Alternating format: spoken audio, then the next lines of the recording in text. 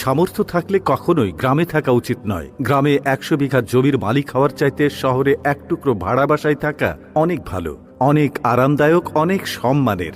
গ্রামে স্থায়ীভাবে বসবাস করাটাকে কোন সূচকে এগিয়ে রাখা যায়? আসলে এখানে বেশিরভাগ মানুষ এতটাই টক্সিক যে তারা নিজেদের ব্যক্তিগত জীবনের চাইতে আপনার জীবন নিয়ে বেশি চিন্তিত।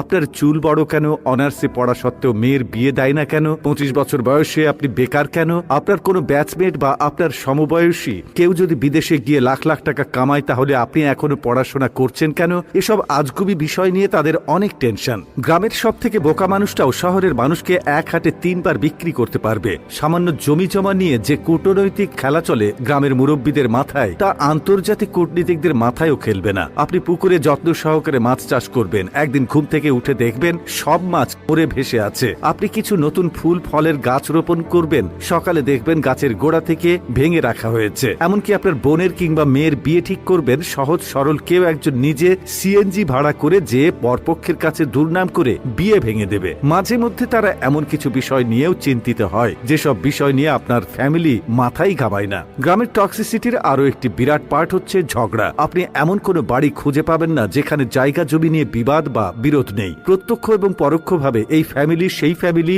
একজন আরেকজনের সাথে ঝগড়ায় লেগেই থাকে। 1 ইঞ্চি জায়গা জমি নিয়ে মামলা মোকদ্দমা, অশ্লীল ভাষায় গালি, মাথা ফাটি চলতেই থাকে হর হামেশাই। এইজন ওইজনের নামে গোপনে প্যাঁচ লাগিয়ে ঝগড়া বাঁধিয়ে দেওয়া, কাউকে পছন্দ না হলে তাকে নিয়ে গ্রামের জনে জনে কুৎসা রটনা করা, এমনকি বিবাহের প্রস্তাব আসলেও গোপনে প্যাঁচ লাগিয়ে দেওয়া যেন গ্রামের মানুষের নিত্যদিনের কাজ। গ্রামের বেশিরভাগ মানুষ এতটা অজ্ঞ যে তারা সফটওয়্যার ইঞ্জিনিয়ার বোঝে না, ইলেকট্রিক্যাল ইঞ্জিনিয়ার বোঝে না, এমনকি এমবিবিএস ডাক্তার মানেও তারা বোঝে না। তাদের কাছে সরকারি চাকরি মানেই পুলিশ হোক সে কনস্টেবল, আর্মি হোক সে সৈনিক, পিয়ন কিংবা প্রাইমারি স্কুলের শিক্ষক, এগুলোই তাদের কাছে সরকারি চাকরির মানদণ্ড। একজন নার্সকে তারা যেমন ভাবে ডাক্তার ভাবে, তেমনি ভাবেই একজন সরকারি মেডিকেল এমবিবিএস বা অন্যান্য ডাক্তারি ডিগ্রিধারীদেরকেও তারা একই রকম মনে করে। তাদের কাছে আপনি সরকারের কততম গ্রেডের চাকরি করেন তার চাইতে বেশি ইম্পর্ট্যান্ট আপনি প্রাইভেট জব করেন নাকি গভর্নমেন্ট। আপনি প্রাইমারি স্কুলের পিয়ন হলেও হয়তোবা তারা মেয়ে বিয়ে দিতে চাইবে, কিন্তু যদি শোনে আপনি প্রাইভেট কোম্পানির চাকরি করেন,